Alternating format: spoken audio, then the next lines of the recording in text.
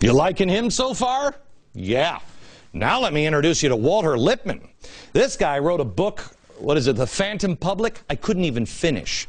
I've read horrific things. I couldn't finish that man's book. It is so diabolical. Walter Lippmann, one of the most popular and highly revered journalists in history, his views were consistent with Bernays'. Here it is. The hypothesis which seems to me the most fertile is that news and truth are not the same thing and must clearly be distinguished. The function of news is to signalize an event. The function of truth is to bring to light the hidden facts, to set them into relation with each other, and to make a picture of reality on which men can act. Only at those points where social conditions take recognizable and measurable shape do the body of truth and the body of news coincide. That is comparatively small part of the whole field of human interest.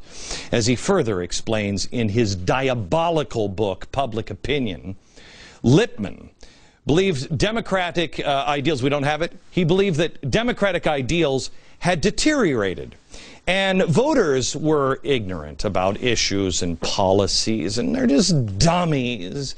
They lack the competence to participate in public life. They cared very little for the public process. You don't know, you don't care, you don't read those things. He wrote, quoting, that the governing class must rise to face the new challenges. Oh, a governing class. Exactly what our founders wanted. Oh, no. These people didn't believe in the founders. This guy hated them.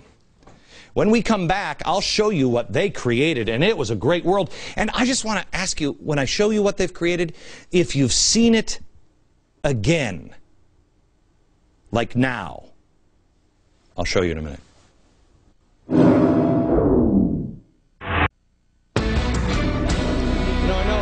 Everybody just hates it when oh, stop calling the president a Nazi. Okay, great. Totally fine. I don't think I've done that. Just compare him here to the beloved Woodrow Wilson, who created the Committee on Public Information in 1917. And it had these guys. Remember, journalists, all of them. And look them up.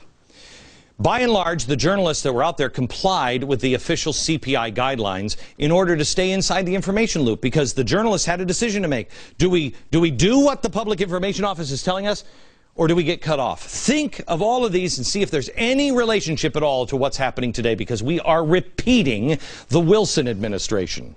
The news agencies that didn't respect the CPI's request were moved out of the information loop. Gee, who did that? I think President Obama did, by saying, oh no, Fox isn't even a real news organization. Tried to cut us out of the pool feeds. They issued 6,000 press releases. They also had 75,000 4-minute men. What are 4-minute men? These guys delivered 7.5 million speeches, spoke in front of 300 million people, all controlled by these guys. Okay? 4 minutes, because that was the time it took to change the newsreel.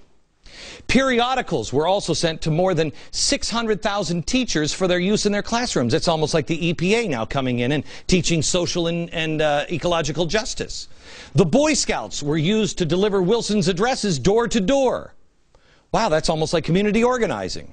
Almost 1,500 unique poster designs, many of them created to depict German people as bloodthirsty monsters. Okay, these are some of the posters. And gosh, this is almost like what they're doing with the National Endowment for the Arts, isn't it?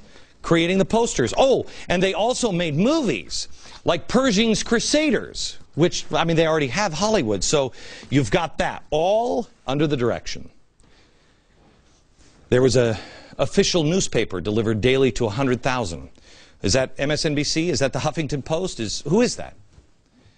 Then they kicked it up a notch. First, they did the Espionage Act of 1917. June 1917, Wilson asked Congress to pass this Espionage Act, making it a crime for anyone to interfere with the war effort through acts such as denouncing the draft. That's espionage? Well, he had to kick that up. A year later, He escalates the fight against free speech by signing into law the Sedition Act, which imposed fines and imprisonment for anyone convicted of criticizing the Constitution, the government, the military, or the flag. You got to put the flag in there because that makes Americans proud. It's widely regarded as one of the most repressive legislations in regards to free speech. We've never done anything like it before. Approximately 2,000 people were convicted under this Sedition Act under Woodrow Wilson. Many served prison time, many for the rest of the Wilson administration, until America came to their senses. I want to show you this as we're at the Sedition Act, because it's all being repeated, all of it. Here's an article from the Boston Globe about Massachusetts Governor Deval Patrick, Barack Obama's good friends. Governor Patrick, who even decried partisanship in Washington, said today Republican opposition to the President Obama's agenda has become so obstinate that it is almost to the level of sedition. Sedition. So, in the end, what were the consequences of crossing Woodrow Wilson, the progressive hero? Next.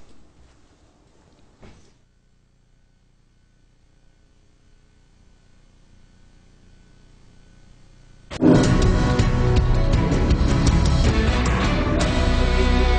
there is a lot to take in here, and I hope if you DVR'd the show, you go back and watch it maybe a couple of times. We'll come back to this tomorrow. I want to show you the comparisons of Woodrow Wilson and what we're doing now. There were dire consequences of the Committee on Public Information, and here they are. The first one is the Department of Justice made lists of people that they say were dangerous. These were people that engaged in espionage all the way to just making pro-German statements. They kept people on a list. Then, the DOJ oversaw and set up prisons in military camps for Americans that you just couldn't trust. In California, remember, the great progressive state of California, the Board of Education there banned the teaching of German in public schools because they said that was a language of brutality and hatred. Does any of this sound familiar? We could never do these things. Really? We've already done them. 2 administrations, Wilson and FDR. Then the Red Cross barred people with German names from working with the Red Cross. They isolated them. German names were then scrubbed from buildings and streets. Schmidt became Smith. Mueller became Miller. And then there's this one. This one's happening. The media and everybody else excuses correct violence. If you're on the right side, it's okay. In Minnesota, a minister was tarred and feathered because he was overheard praying over a dying woman in German. Tarred and feathered. Those people were acquitted because they were doing their patriotic duty. Propaganda, you can get people to do all kinds of things. Now, quick comparison. Wilson had the CPI. FDR had the Office of War Information. Pretty much same stuff. And Obama has Cass Sunstein and OIRA. Oh, and he also has the Media Matters and Center for American Progress and MSNBC and the Huffington Post and where else? The New York Times. I could go on. I'm sorry, America, but I'm going to leave you with a homework assignment because we're out of time. I want you to read Philip Drew, Administrator. You can probably find it online. Read it.